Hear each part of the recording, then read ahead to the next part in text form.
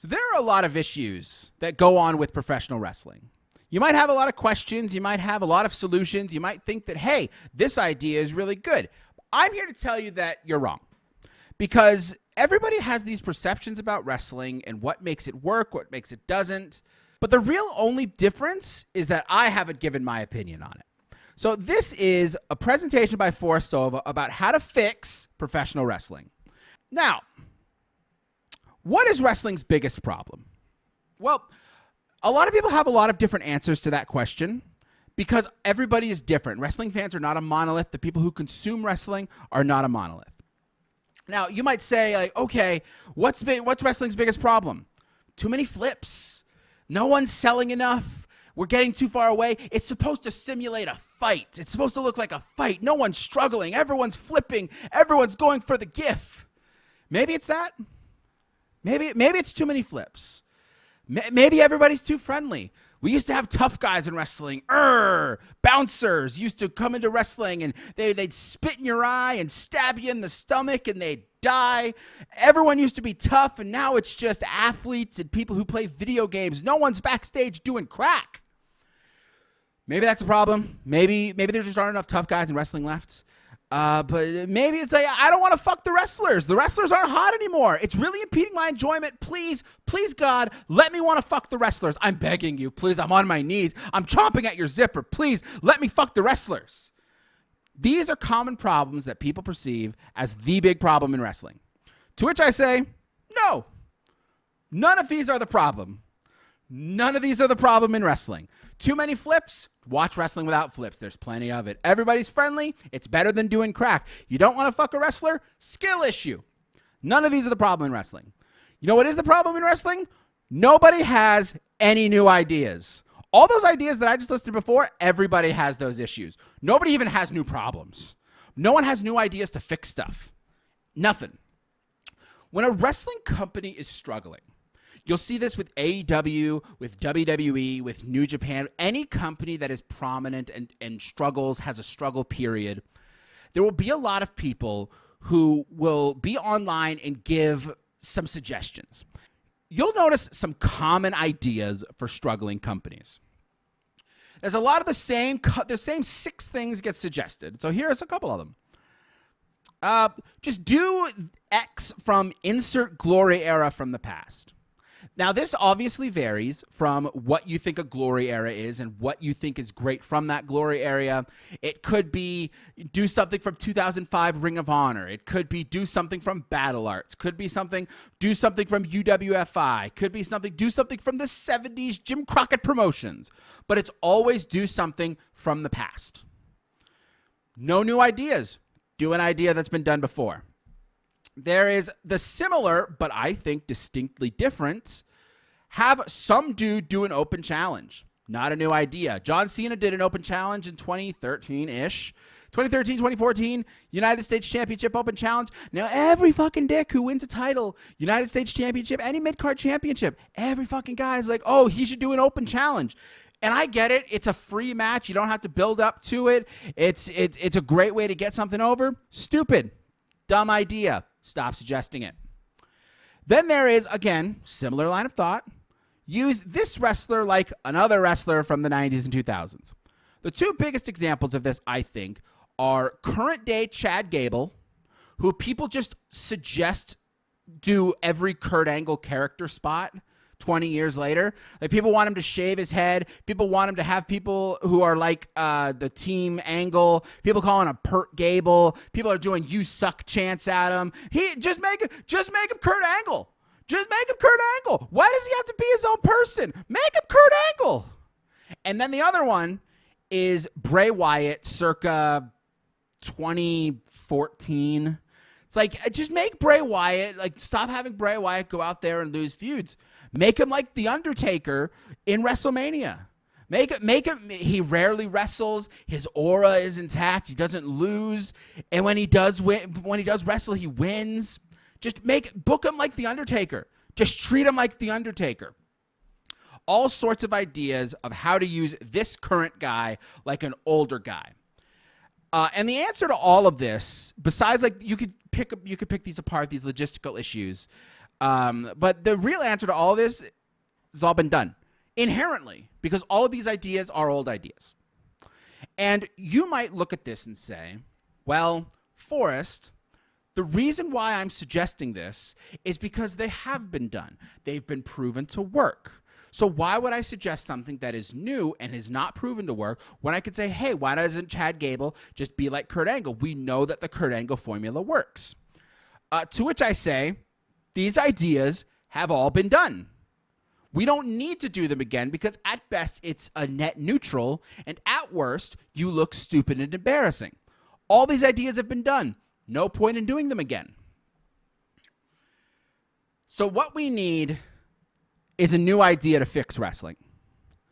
And I have an idea that helps to fix pro wrestling. I don't think it actually fixes all pro wrestling. It's a pretty good idea. Let me go. What do wrestling fans love the most? You could say they like stories, they like characters, they like booking, they like drama. But from a perspective of any company can do this, what do wrestling fans love the most? What works the most? The answer? Tournaments. Wrestling loves tournaments. Any company can do a tournament. Any company can put on a tournament. You just need 8 or so guys. It immediately engages people. From the WWE down to the local indie, everybody does tournaments, and wrestling loves tournaments. But why? Why does wrestling love tournaments? I'll give you a couple reasons. There is a history of success. Across all of wrestling history, there's just so many examples of successful wrestling tournaments. In Japan, you have the World Cup with Ricky Dozen. In the United States, decades and decades of tournaments going back to the early days with Lou Thez. There's so much history, so much precedent of success. And this is different than just thinking up ideas that have been done before. This is an idea that is able to be adapted consistently and is not unique to just one guy. Tournaments are tournaments. They're not a wrestling thing. Another reason, clear, concise booking. A lot of issues that people have with professional wrestling is that the booking and the ideas can be a little bit scattershot. In sports like the NFL, the schedule is always preset. You know who you're facing before the year starts. But in wrestling, it's like, well, this guy's facing this guy, and then a title match happens. It's a little bit messy. A tournament, it's very clear. X faces Y, and the winner of that faces Z for the tournament championship. It's very clear. It fixes the issue that people have with scattershot booking. Why is this guy fighting this guy? There's immediate structure. You watch a wrestling TV show and you see a tournament and it's like, okay, this match, this match, this match, and that covers an entire week of booking. You go to the next week, this match, it's been built up to. There's already a set in place structure that you don't have to mess with because the tournament format is just so well done. And then there are other aspects of wrestling that likes tournaments. This is mostly regarding the fans and the bookers, but then there are the actual executives, and they love tournaments too because it fills broadcast time. You got to make content. You got to make things. You got to fill time. Tournaments fill broadcast time better than anything. You could put on random scattershot matches, but with the tournament, clear, concise booking, immediate structure, fills all of the TV that you could possibly want. If you're the smallest indie, you put out a YouTube video with all of your matches talking about it, and it immediately just gets people invested in the characters. It gets people invested in things. So the final verdict that I have for wrestling tournaments are good. Tournaments are good. No question about it. Tournaments are good. Enough. I think tournaments are good. I think that they are good enough the way that they're done in wrestling. But the reason I'm here is not just to say run more tournaments, because I think tournaments can be better. Here I'm going to explain the issue with wrestling tournaments and how they pertain to you, the common fan who does not have the solution to fix pro wrestling. Wrestling primarily utilizes 2 tournament types or formats. I'm going to use this word formats a lot, so I want you to be familiar with that. Tournament formats just means the type of tournament that it is, the structure. Wrestling typically utilizes 2 tournament formats. They utilize single elimination and they utilize round robin. These are probably the 2 most popular kinds of wrestling tournament that there is. Round robin is utilized by New Japan Pro Wrestling famously. Single elimination is utilized by everybody. Now, you might be looking at this and say, Forrest, why do we got to pit 2 bad bitches against each other? Why can't 2 legends coexist? Surely I could like single elimination and I could like round robin. There's nothing that prevents me from liking both. To which I say, absolutely. There's nothing wrong with liking both. They fill 2 purposes, They fill 2 completely unique purposes that I'm going to go into explaining. You can like both of these completely. And I encourage you to, because they're both good at what they do. However, you do have to acknowledge that they are inherently not the same. They're not the same kinds of tournaments. So you can like single elimination, you can like round robin, but they both come with their own structure, their own pros, and their own cons to the format, which I'm going to explain now. We'll start with single elimination tournaments. Now, single elimination tournaments, for those of you who might not be aware of what a single elimination tournament is, and I don't know why you wouldn't know, single elimination tournaments run as follows. I'm going to explain it because I think that you can visualize it based on words. A versus B, C versus D. The winner of A versus B, we'll say that it's A, faces the winner of C versus D, and those 2 have a match. The loser of A versus B and C versus D are eliminated. Single elimination, 1 loss. You're out. Win, you progress. Lose, you're out of the tournament. That's a single elimination tournament. Very simple, very easy to understand. So the pros of the single elimination tournament, it's very simple, easy to follow. You don't even need to think about how a single elimination tournament works. You don't even have to think about it because it's extremely obvious. If you look at a single elimination tournament bracket, it's so clear how it works. You don't even need to ponder. It's a concise number of matches. Nothing makes wrestling more complicated than when it's just flooding your screen with matches. A big complaint about a show like AEW Dark, back when that ran, is that it would be 25 matches long, and you can't possibly care about all of those. Why would you? A single elimination tournament is it's a concise number of matches. I believe an 8-man single elimination tournament, it ends up being 7 matches. 7 matches is very easy to follow. You cannot mess it up, even if you tried.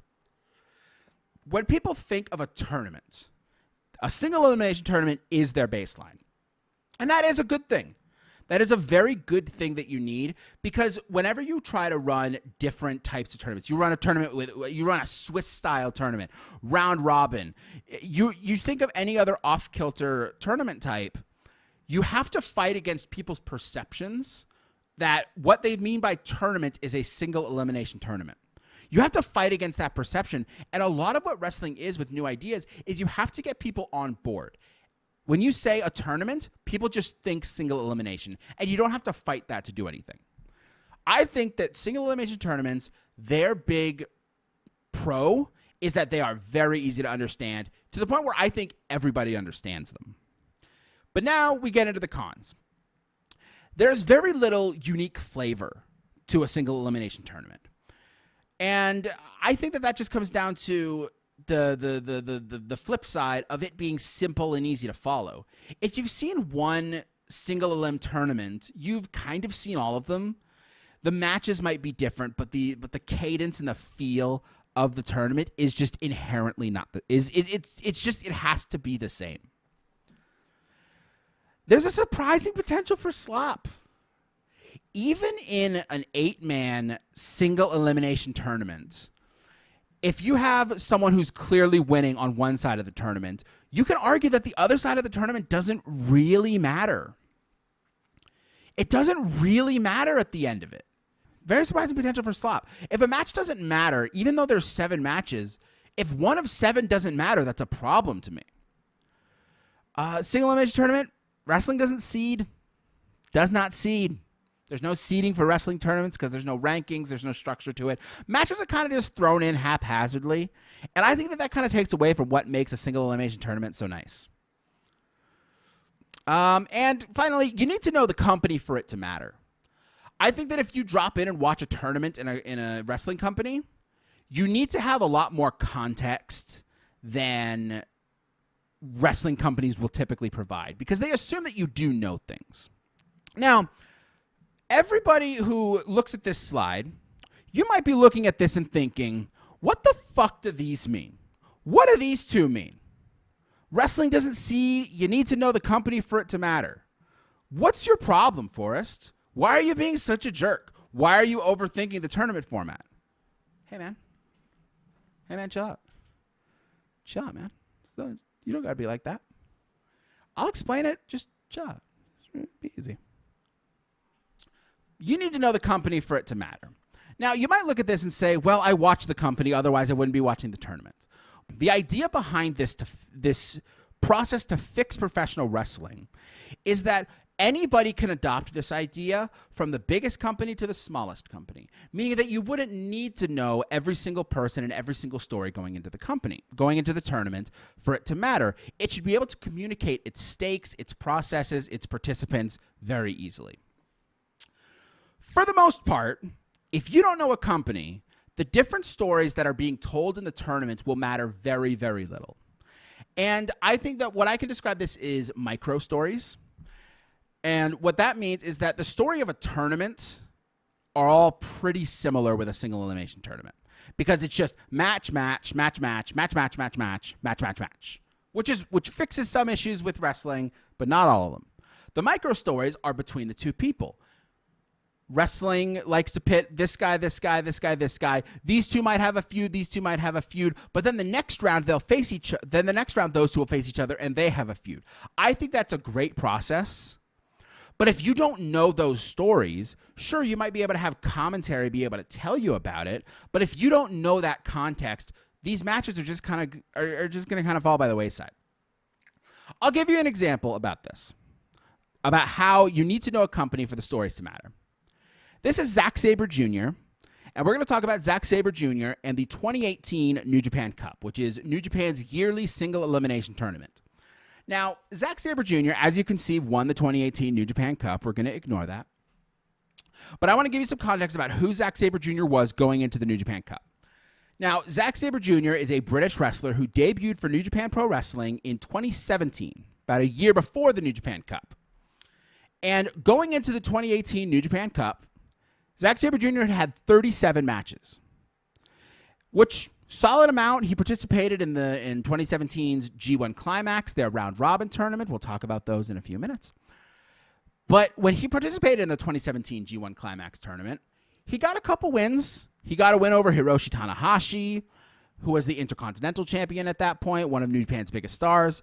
But to give an idea of who Zack Sabre Jr. was going into the 2018 New Japan Cup, he did lose to Yuji Nagata in the 2017 G1 Climax.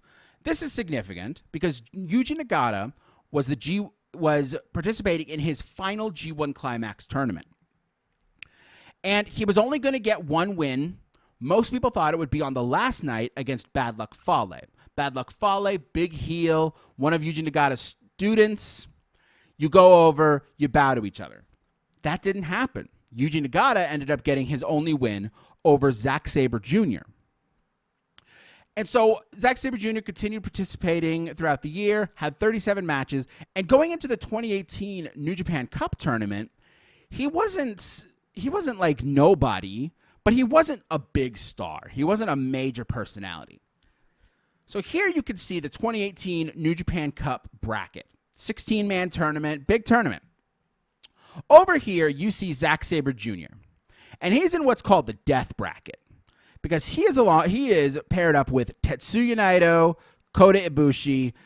Yoshihashi's not really a death bracket, but this is a pretty tough quadrant when you look at every other one. Zack Sabre Jr. unquestionably in the toughest spot. He shouldn't beat Tetsuya Naito. He shouldn't beat Kota Ibushi.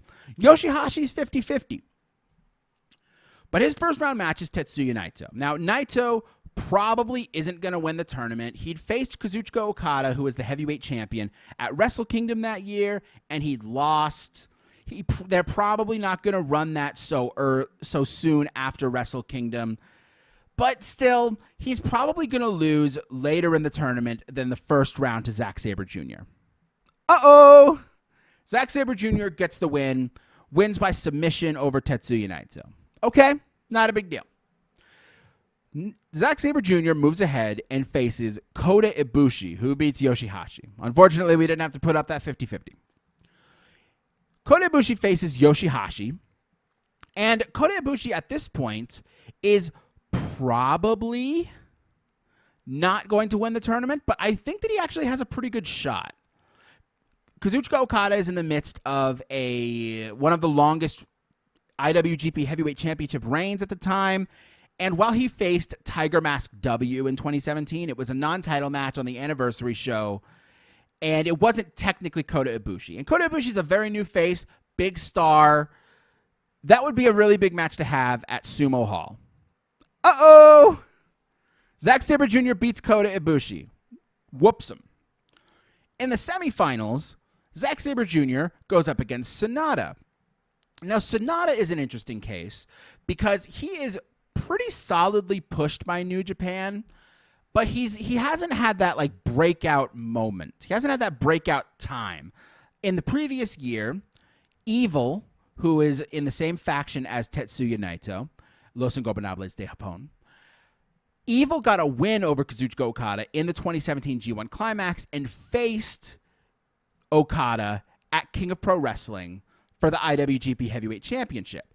And a lot of people would think that Evil is going to be pushed less than Sonata.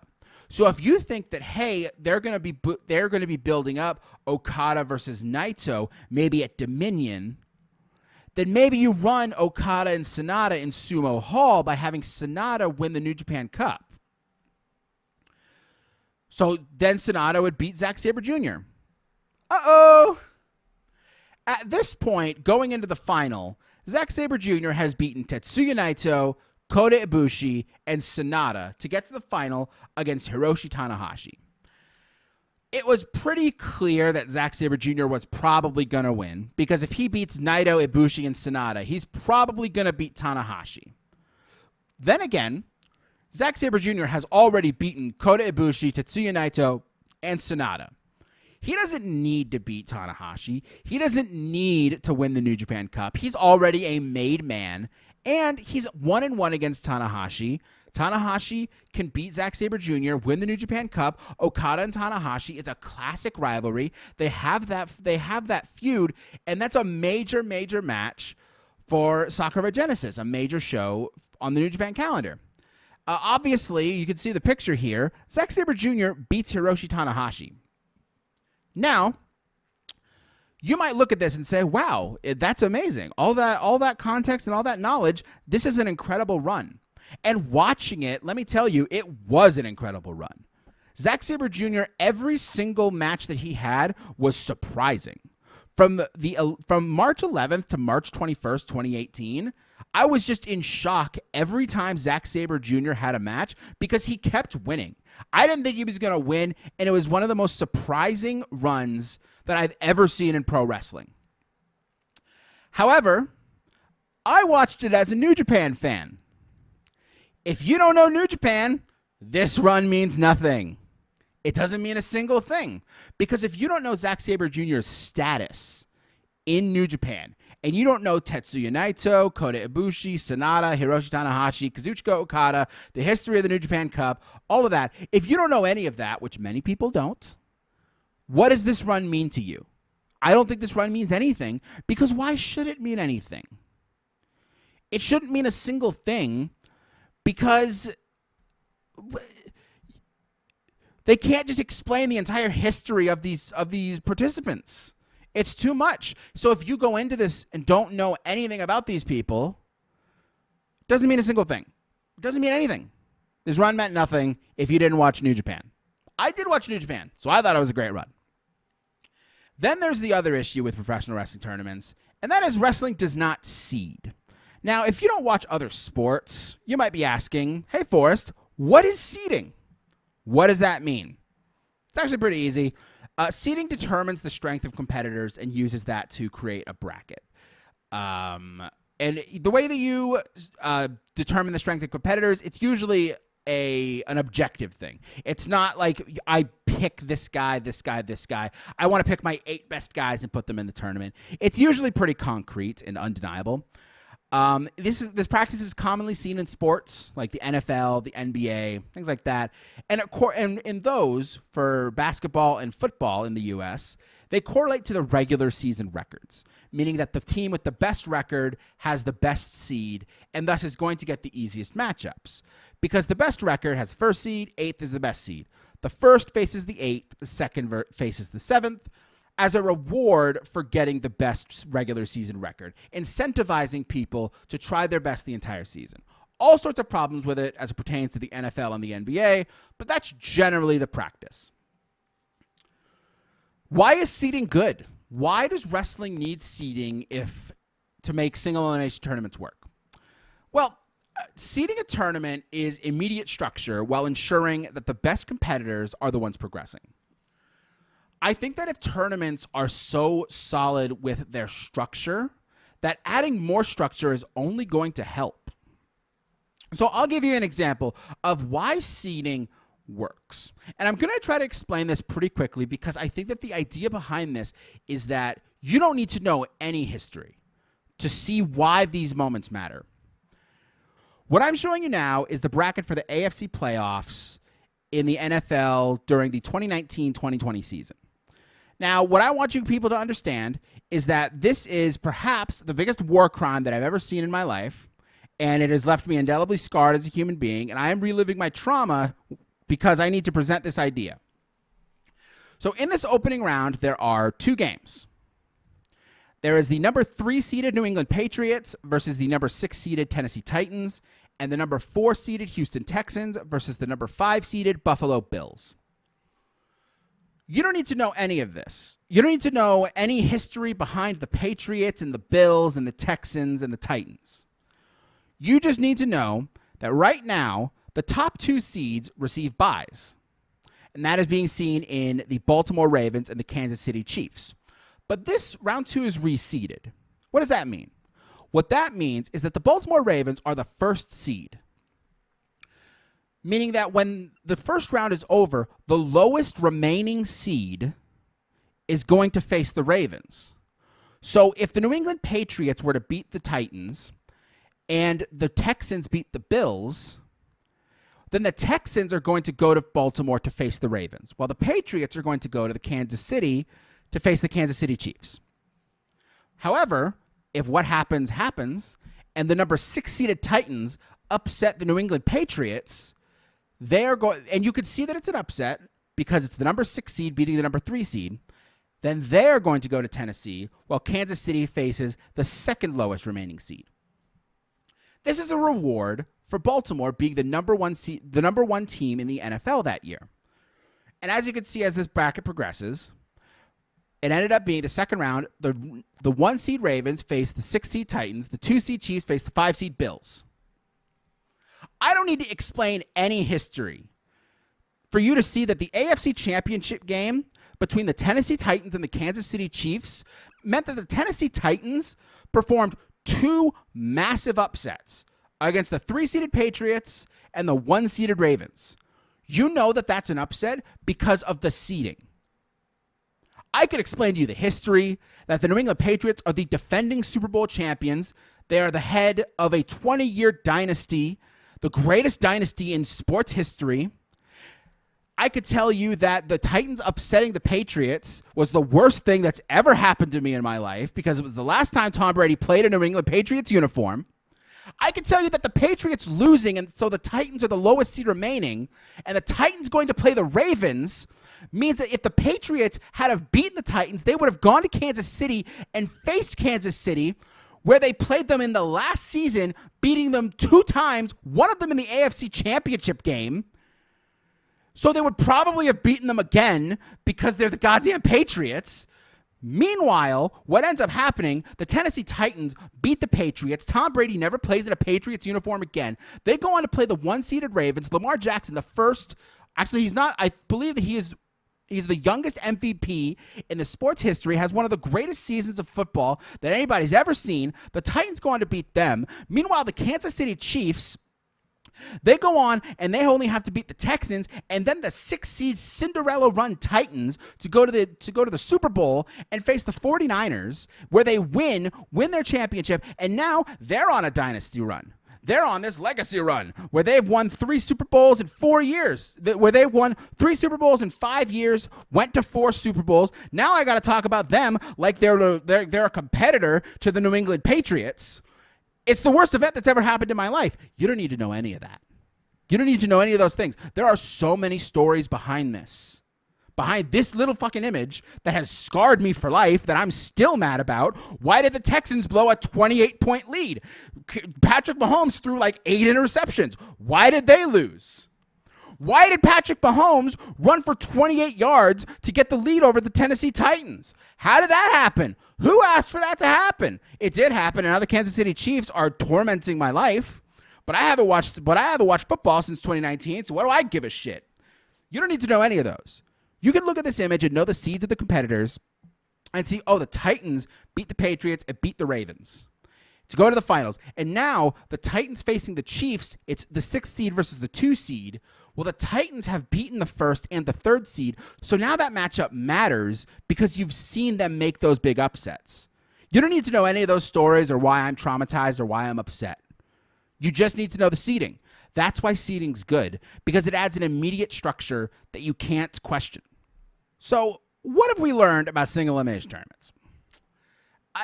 The format's great, but wrestling lacks the tools to utilize the format to its maximum efficiency. If you're not seeding and you're not setting up that structure and you need to understand the participants and their stories and how the company books, I think that wrestling is just uniquely unable to utilize this tournament to its maximum efficiency. It's still good, but it's not as good as it could be.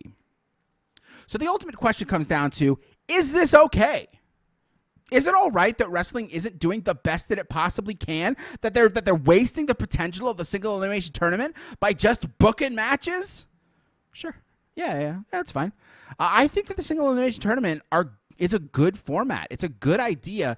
It's just that wrestling misses like 1 or 2 key things to make that tournament format really pop. Now, when wrestling companies really struggle with single elimination tournaments, they are like, you know what, we want to run something a little bit different, but we still want to get the people going. They turn to the second most popular tournament format, the round robin. Now, I will actually have to explain how the round robin tournament works because it's not as clear. Round robin tournaments see wrestlers divided into groups. Typically, what's being seen with the New Japan G1 Climax is that there are 2 groups of 10 wrestlers, and all of them face each other, with the winners gaining points and the losers receiving no points. If there are draws, there are fewer points, but they still gain points. And the people with the most points advance to a final. There are all kinds of ways that this is iterated upon. New Japan runs different formats. AEW ran a tournament where there were fewer participants, but it is pretty much like this. This is how this format works. So pros and cons. Pros, a lot more matches. If you want content, round robin tournament is for you. Good Lord, are there a lot of matches in a round robin. You can think, well, 10 wrestlers all facing the other 10 wrestlers. That's like 90 matches. Don't check my math. There's a lot more variance with extra wiggle room. What that means is that in a single elimination tournament, some people just can't lose. You're not allowed to have your top star lose a single elimination tournament. So when some people enter tournaments, it's like, well, why are they in the tournament? They shouldn't be there. A round robin tournament provides a lot more opportunities for upsets. There's a lot more wiggle room. You have a lot more room to work with so that you can still protect people, but you still are able to have people lose. There's a story to the tournaments. There are still micro stories, but that war of attrition and the different, like how different paths intersect, there's a story to every tournament that is not solely unique to the round robin format like single elimination. there's a story to a tournament and how those different paths intersect that I will call macro stories. A macro story is there's just such a rich personality with these tournaments. So this is some good pros, I think. You have a lot more matches, much more variance. There are a lot more stories. Now we get to the cons. Way too many matches. Way too many matches. If there's a potential for slop in a single elimination tournament, a round robin tournament, you can't avoid it. You cannot avoid slop. It is a feature, not a bug. Many of the stories are less unique. You're going to see a lot of stories like micro stories specifically. The micro stories within a round robin tournament, you just see a lot of like this guy loses his first couple matches and then he goes on a run to contend by the end of the tournament. Or this guy loses this match to this guy who he's always struggled with, and then they're on their last legs and battling for the winner by the end of the tournament. There are only so many stories that you can do, different ways that you can mess with the format, but there's not as many micro stories as there are macro stories for round robin tournaments. And oftentimes with those micro stories, the stories close before the tournament catches up. Now, you might be asking, what does that mean? Well, I'll talk about that. First, way too many matches. Way too many matches. Because of how points are accrued, the middle of round robin often devolves into data points. So you literally cannot have every match in a round robin tournament matter unless it's like a field of 4 and that's it. I think the original G1 Climax tournament in 1991, it was 2 fields of like 3 wrestlers each. And then you can make every match matter. But with the way that they're run now, it's usually like 5 to 10. It's too many. And some of those matches just inherently are not going to matter. My example of this can be found in the 2019 G1 Climax. And this match between Evil and Will Ospreay on night 13 of G1 Climax. This tournament takes up like a month of time. It's insane. So you can see here, Evil defeats Will Ospreay in a 17-minute match on night 13 of the G1 Climax 2019. What you see on the side here are the final points for the A block of the 2019 G1 Climax tournament. As you can see, most people are tied for 8 points, and Kota Ibushi and Kazuchika Okada are tied for 14 by the end. This match that Evil beat Will Ospreay, it didn't prevent Ospreay from winning. It's right near the end. So Ospreay was not anywhere close to Kazuchika Okada. Like he was 3 wins behind Okada and Ibushi. So it didn't keep Ospreay from winning. It didn't propel Evil to contending. Ultimately, this didn't matter. Like this match doesn't matter at all. But because of the tournament format, it has to happen. You can't just have matches not happen in a tournament because they don't matter. But that's kind of the problem with the round robin tournament format, is that there are way too many matches for all of them to matter. It just is impossible. Now, stories closing before the tournament catches up. What does that mean? Because the stories in round robin tournaments are so baked in with accruing points, losing points, getting draws, things like that, outcomes to tournaments can just become clear before the tournament gets there. And because there are so many matches, you have to sit through matches that have been rendered kind of pointless. And it would be easy to point this out in G1 Climax because there are so many matches that when Tetsuya Naito loses his first 3 matches, he's not going to be eliminated from contention before the last night because he's one of the company's top stars. So then you have to sit through another 5 matches where you know he's going to win. I want to use an example that can be found in the 2023 AEW Continental Classic because it was a much smaller field, and because of that, there are a lot more ways to work it. But you could see some things happen where the stories kind of become clear and it cuts off potential. My example is when Eddie Kingston, he lost his first 2 matches to Bryan Danielson and Brody King.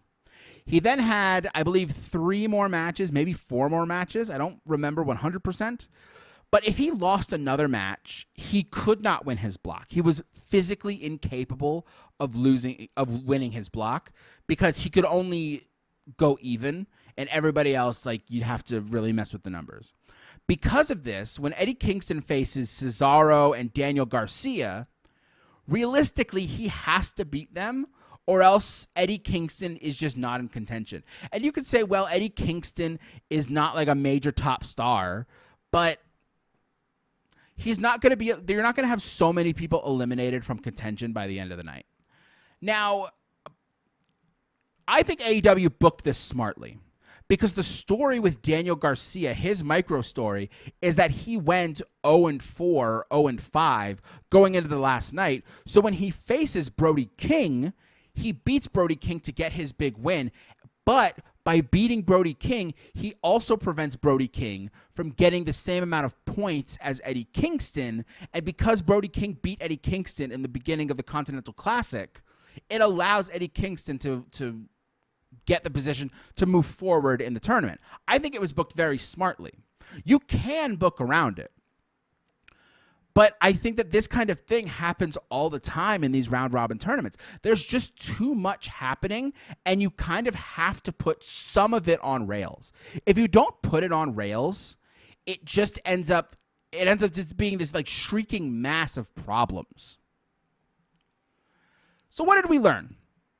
Well, we learned that both conventional tournament formats have a lot of pros and fix base-level wrestling issues. If you have issues with wrestling being boring, the booking is tough, there's not a lot of structure, both of these common tournament formats fix this problem.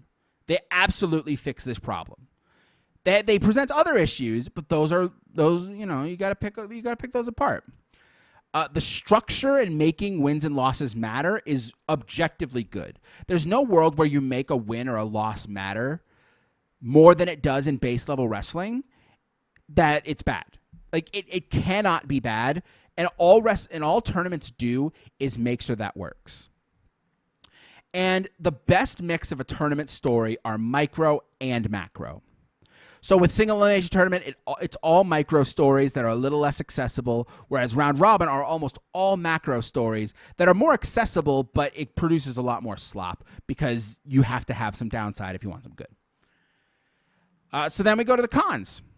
Both conventional tournament formats have an inherent and unavoidable slot problem. Now, saying that they both have this problem, I admit it's a little, the single elimination tournament, it has a slot problem, but it's not quite as bad as round robin, but they do both have it. And percentage-wise, 1-7 versus 20 in 100, you're messing with numbers either way. Neither format is effective at universally telling a story across the whole tournament. And when I say effectively, that's the biggest thing. You could tell a story like Zack Sabre Jr. He's building himself up in 2018 New Japan. Well, it's not effectively telling that story unless you know Zack Sabre Jr., you know New Japan, you know how they book, you know everybody else, and blah, blah, blah, blah, blah, blah. Both formats are going to struggle with telling a story across an entire tournament because the matches can't feed into each other without you knowing everything. So, Forrest, what's the answer? What is the answer to all of these problems? How do we fix these cons while keeping these pros? I'll tell you, audience. In order to make these tournaments work, we need to avoid pointless matches. We need to make sure that every tournament match matters in an intrinsic way. We need to be able to be concise, like single elimination, but have the unpredictability of round robin. We need a format that is infinitely scalable, capturing the spirit of competition and the flair of storytelling. Because remember, this idea needs to be able to work at the top of the WWE and the bottom of indies. So it needs to be scalable, it needs to capture the spirit of competition, and it needs to capture the flair of storytelling. What we need in professional wrestling is a double elimination tournament. it's a quick disclaimer. I learned after establishing this that wrestling has technically flirted with double elimination. Double elimination. What is it? How does it work? Double elimination is a format that sees everybody start in the same bracket. Same as single elimination. You have 8 people. They all start in the same bracket. They play it out. They go to the second round. After round 1, the winners advance in the tournament to face the other winners. A versus B, C versus D. A wins, C wins. A faces C. Everyone is aware of that, everyone with single elimination. However, instead of in single elimination, where B and D are eliminated, they drop to a secondary losers bracket, where they face the other losers in losers round 1. Once you're in losers, even if you beat the other losers, you don't go back to the winners bracket, but because you're still in the tournaments, you can still win it. You're just in the losers bracket. And I'll explain how all of this works. You're just going to have to keep up with me as I explain this basic stuff. As the 2 brackets progress, the eventual grand final is fought between the final person in winners, the person who has sent all of the other people down to the losers bracket, and then the final person in losers. That comes to a final grand final.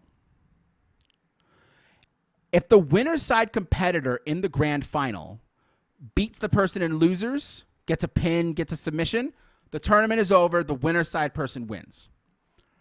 But the loser side competitor has to win twice, because it's not fair if it comes down to a climactic grand final and the person in winners can lose the same way that the person in losers can, because we need to incentivize people to win the tournament through winners. So double elimination is still in effect, meaning that the person in winners has to lose twice. And that grants the person in winners an immediate advantage, sure, but that's the advantage of being in a winner's bracket.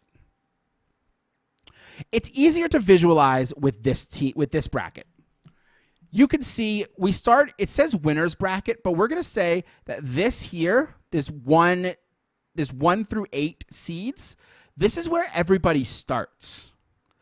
And you can see in the match between the 1st seed and the 8th seed, the loser goes to L1. The loser goes to L2, L3, L4. So then there are 4 winners, 4 losers. And these brackets progress up until number 14 here, the grand final. I think that this is a perfect format for wrestling, uniquely able to be adapted to wrestling in a shocking way. And no one's ever tried it for a few reasons, but we'll get there. Now, if you look at my explanation and you look at the bracket, you might have some questions and complaints. The first being, Forrest, isn't this significantly more matches than a single elimination tournament? If we're trying to avoid slop, why are we adding significantly more matches? You go back to this, and look, there's 2 brackets running at once. You may as well be running 2 tournaments. Isn't this significantly more matches than single elimination? The answer is no. It's not. So the 8-man match count, if you take 8 people, because keep in mind, this double elimination tournament is only taking place between 8 people. It might look like it's like 16 people. It's not. It's only 8. For single elimination 8-man tournaments, there are only 7 matches. In an 8-man round-robin pool, there are going to be 28 matches. Double elimination, when you factor everything in, 4 winners, 4 losers, there's only 10 matches. Marginally more than single elim, significantly less than round robin. So you're adding 3 matches and gaining so much more potential. Technically it is 14, but we'll get there. Forrest, why is this immune to slop? Why is single elimination able to have 1 slot match and round robin has so many goddamn slot matches? Why is double elimination immune to slop? It's because matches feed into each other in a dynamic way. In single elimination, A versus B always faces C. And in a round robin, everybody faces each other anyway. So there's just inherently some matches are just not going to matter. A guy with 2 points versus a guy with 4 points on the last night doesn't matter in the slightest. But in double elimination, the winner of A versus B faces C, but the loser faces D. There's double the amount to look forward to with the winner and loser. Forrest, why does this format have more personality? Why is it able to communicate macro and micro stories better than single elim and round robin? There are just more stories to be able to be told. The micro stories on individual runs are extended further with the losers bracket, because when one person loses in a single elim bracket, their story is completely over. But a person who's sent down to losers, their story can continue, meaning that you have the versatility of a round robin tournament where someone can get upset in their first match. And sure, you could say, well, now they're on rails and they have to go through. But that first match where the top person gets eliminated and sent down to the losers bracket, that now changes the entire winners bracket because the top star is no longer there. So the macro story is completely changed. We go back here. If number 1 is facing number 8 and the loser goes down to the losers bracket, if number 1 is your top star and goes down to the losers bracket, well, now the winner of 4 versus 5 down here is facing the number 8. So that's immediately completely different. This entire side of the tournament, this blue line, is completely changed because the top star has gone down to the losers bracket in round 1. So that changes the micro story of the person who went down. That changes the micro story of the person who stayed up. But then the macro story is how everybody else's stories feed into that. Who gets to go on a longer run because the top star now isn't in their way. It's so much more interesting. Forrest, why is double elimination immune to the seeding flaw? Surely, if you look at this bracket, you can see there are seeds here. Why is double elimination able to adapt to a seeding flaw while single elimination is not? Okay, so the thing is, you just gotta relax. Okay, it's not really immune to the seeding flaw. You do still need to seed it for it to be at its best. I still think base level double elim is better than base level single elim and the best round robin. But you're right. It isn't immune to the seeding flaw. It does still require seeding to be able to be best utilized. But I didn't come in here to say, here's a tournament format that fixes wrestling. I came in and promised a comprehensive roadmap to fixing wrestling, a plan, not just an idea. So what I present to you is the major. This is an idea, the blueprint to the perfect wrestling tournament. This is not just, this wrestling tournament is, you just run a double elimination bracket, it fixes everything. It doesn't. That's not what I'm talking about. No, simple child. I'm going to give you the blueprint to the perfect wrestling tournament, how to come up with seeds, how to execute perfectly, that is scalable from the top to the bottom. You only need 3 things. You need 2 days of shows. That's a lot of wrestling for one day. And you could argue that the scalability of indies, but if you can't run 2 shows, you have more things to worry about than whether or not you're perfecting wrestling. To run the major, you need around 20 wrestlers. 20, it could be more than 20, but I think 20 is like an ideal number. 20, 25. We're going to use 20 plus. You need around that. You can get however many of those. And you also need, more important than anything, the courage to know you're making history. Because if you run a double elimination tournament, you're going to be contributing something to wrestling lore. You are going to be making something that is incredibly well done.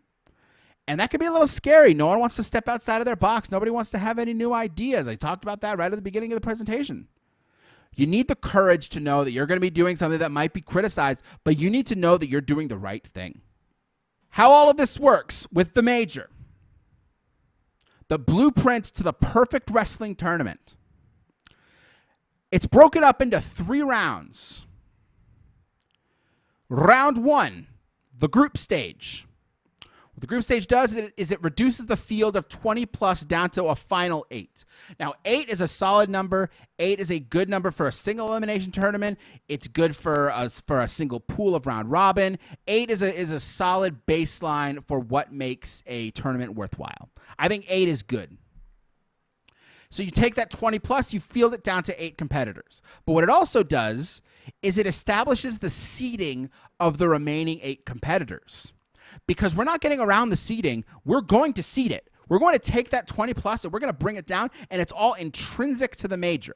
Now, what I'm going to say is there are ways to seed tournaments without this blueprints, but that's going to require like writing a whole list and booking wrestling way differently. So stick with the major. I promise it is a blueprint. It's very clear. Round 2, the gauntlet stage. Now, this is taking this final 8 competitors, wrestling 4 matches, and determining the final winner and losers bracket, splitting them up 4 winners, 4 losers. Now, this uses the seeding established in the group stage. So the first seed faces the 8th seed, second versus 7th, third versus 6th, fourth versus 5th. And then finally, the bracket stage. And that's the execution of the final bracket set up in the gauntlet stage. Again, utilizing the seeding established in the group stage. The seeding is all important, and it is completely integral to how this works. So let's talk about the major. Round 1, the group stage. To determine the competitors for the final bracket, we have to determine the field. Now, you might think that we have these 20 wrestlers, and we're going to do some elimination matches, some like qualifying matches. But I said that this could be done across 2 days. Meaning that we need to take that field of 20 and we need to reduce it down to 8. Most companies utilize qualifier matches, and I think qualifiers are good. But you're left with the same issue regarding seeding. Sure, with WWE and their King of the Ring, they might run, this person qualified to get within King of the Ring, but they're just going to be matched up with someone else haphazardly to make the stages. We still have issues with seeding. You're still not seeding the things perfectly unless the person qualifying inherently gets a lower seed and has a harder match, at which point, what's the point? So we're going to fix that issue. We're considering this. So we're going to take our 20-plus competitors. We need to narrow it down to 8 with seeding. So what we're going to do is we're going to hold a battle royal. I hate battle royals. I think battle royals are terrible matches. But it does allow us a unique way to hone down a field of 20-plus down to a field of 8. So this terrible match type allows a field of 20-plus to not only be narrowed down, but it has a built-in reason for variable outcomes, which is how we arrive at seeding. Now, a battle royal over the top rope rules, you're able to get these seeding down because elimination goes 1, 2, 3, 4, 5. Like it goes one by one. So what we do, when the battle royal is down to the final 8 competitors, the match is stopped, it's reset, everybody goes to the corners and the ropes because those are the final 8 competitors remaining. The match is then continued with the elimination order becoming the seeding that they hold for the remainder of the bracket. So the first person eliminated is the 8th seed, the second is the 7th seed, all the way down to the last person is the 1st seed. The rewards for being the 1st seed and the 8th seed within this tournament format are not as drastic and not as extensive as is seen in the NFL and the NBA, where in the NFL, the top seed gets a bye in the tournament. You're still going to need to be able to do this, but you still do get a benefit for being the last person to win in the Battle Royal seeding. So then we go from the group stage down to the gauntlet stage. With our seeds decided, we need to determine the position in the final brackets. So which 4 are in winners and which 4 are in losers. To do this, we hold 4 matches that are being held in seeding order. So 1 versus 8, 2 versus 7, 3 versus 6, 4 versus 5. This rewards the highest seed by giving them, theoretically, the 8th best person. There are all sorts of stories that you can do with this. Let's say seeds 4 and seeds 4 and 6 are like a heel tag team. And they attack number 8 and throw him over the top rope first to give him the worst seed. So this is your top baby face, number 8. So now he has to face the person who won the battle royal, could be your second top face. So now you have a major match here at 1 versus 8. 6 and 4, they're the heel tag team, they're separated. So now you have a match between 1 versus 8, 2 top baby faces. One of them has to win, one of them has to lose. So let's say number 8 beats number 1. Now number 1 is sent down, but number 1's also had a moment by winning the battle royal, pops the crowd. Then the rest of the things go to chalk, whatever. The winners advance to the winners bracket and have a match to give, while the losers advance to the losers bracket, where it's win or go home. The most important thing that is seen in this round is that the final bracket is reseeded to reward seeding, even considering upsets. So let's say these other matches go to chalk, which means that the higher seed wins. So the remaining losers are 7, 6, and 5. The first seed has been sent down to the losers bracket by the 8th seed. The first seed, as it's reseeded, is going to get the lowest remaining seed, which is the 7th, instead of it being against 6 or 5, because he still should be rewarded for being the first seed. This shouldn't just not matter. The group stage just shouldn't matter because he got sent down to losers. He should have known better. Meanwhile, the second seed is now being left with the lowest remaining seed, which is the 8th seed. So 2 versus 8, but this 8 is kind of a fraudulent 8 in this scenario that I've created. There are an infinite amount of ways to book this. It's just so interesting because you're honoring the idea down to the letter. And then when all of this is done, we go to the bracket stage, where the only thing left is to play it out. And you might be wondering, well, what does that final bracket look like? I don't really know what it is. You're just saying a lot of words, Forrest. Well, here it is. Customary with who faces who. So here in A, highest winner seed, lowest winner seed, second highest winner seed, second lowest winner seed. And as you go, matches happen. Now, it might be a little hard to understand this, so I got up the match order. These are the orders of the matches that they have to go in. So the losers round 1 happens first, high loser seed, low loser seed, second highest versus second lowest. Then the winner's semis happens, A and B. H, I, C, J, K, and then D. I'll give you a moment to look this over, absorb what's going on. This is the schedule. This is the bracket. This is who faces who.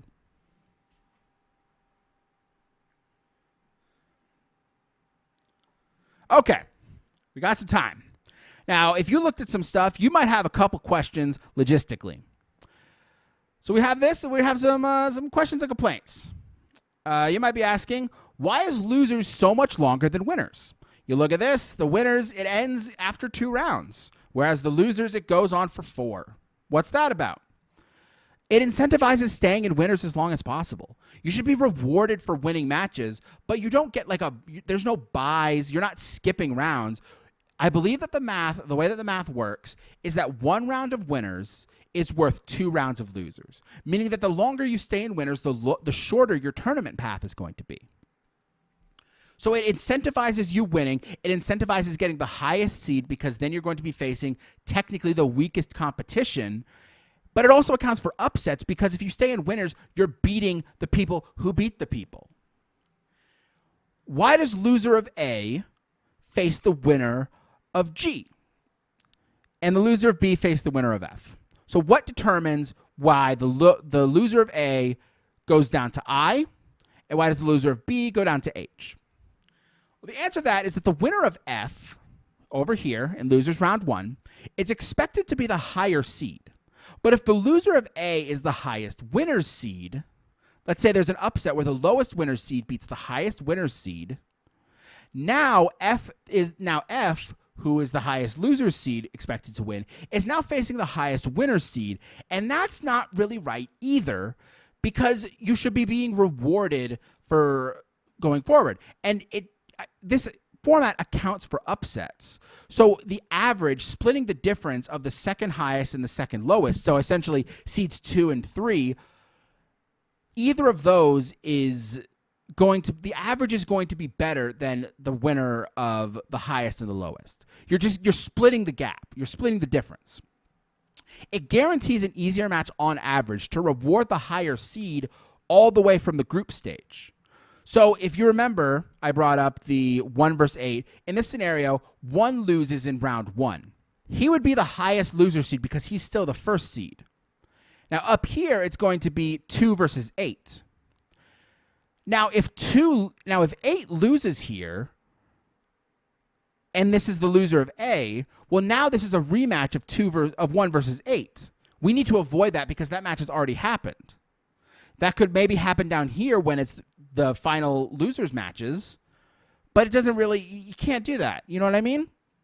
Doing this splits the difference, and it rewards the highest seed the entire way through the tournament. Now, every tournament has drawbacks. All of the tournaments have drawbacks. Double elimination is no different. This event is designed to take place over 2 days. Day 1 is group and gauntlet, and day 2 is bracket. That's what it's designed for. In my mind, that's what makes sense. So this is the major drawback. And in my opinion, it's the only drawback. The positive side of this is that it is infinitely scalable. There is the war of attrition, and there is the feeling like any given Sunday, someone can go on a run. But if it's months in between, but if it's like weeks and months in between, you lose some of that dynamic aspect of it. So, yeah, it is infinitely scalable. There is a war of attrition. But then there's the one con. That's a lot of damage. It's a lot of damage. No way around that. I'll put it down because you might be looking at the bracket here. It's like, wow, that's a lot of wrestling. But it doesn't really give you the best impression. So here's what I'm going to show you. Demonstrated here are 2 wrestling events, 1 hypothetical, 1 final. This is AEW Revolution 2024. There were 9 main card matches, 27 wrestlers. There's an asterisk there because some of them were multi-man, some of them were tag matches. I'm going to say 27 acts. There's a total match time on the main card of 2 hours, 41 minutes, and 53 seconds. Okay? So this is the major. There are 10 matches. There is an asterisk here because grand final could be reset if the loser's wrestler wins. So then it would be 11 matches, but at minimum, it's 10 matches. And then also there's the 14 matches, whatever. The major, 1 day, 10 matches, maybe 11. Now, I say it's 2 hours and 30 minutes because this is if every match is 15 minutes, which is shorter than Revolution's average matches. Revolution, every match was on average about 18 minutes. So I'm rounding this down to 15 just to make it simple. If every single one of these matches is on average 15 minutes, we're going to average it out, say 15 minutes, then there is still 2.5 hours of wrestling. Now, you might be saying, that's not that long. That's pretty good. It's a little bit shorter than AEW's. Well, the problem with that is that there is the potential for one wrestler to be in 5 of those 10 matches, which is an hour and 15 minutes of matches on one night, which does not include group and gauntlet stage from the night before. So you have to wrestle a battle royal. You have to wrestle a gauntlet match. The next day, you might be, if you start in losers, wrestling in 5 more matches on the same day. And that's without a bracket reset. It's too much wrestling. It might be too much wrestling. And it's a shame because I don't think that this tournament format works as well across multiple days. But that's it. That's the pros, the cons, the good, the bad, and the ugly of what I consider to be the perfect wrestling tournament. And there's people out there who might be willing to do all of that wrestling and put their necks on the line, have the courage to go out there and be great. But there are drawbacks. You're not going to get a lot of people who are willing to wrestle for an hour across one night for an experimental wrestling tournament, especially if it's like an independent wrestling tournament. So you could say that this isn't infinitely scalable, and maybe it is. Maybe it is only infinitely scalable on paper, but that's the blueprint. That is the perfect wrestling tournament. And I think that this fixes a lot of the issues that wrestling has with tournaments. Thank you for coming to my presentation.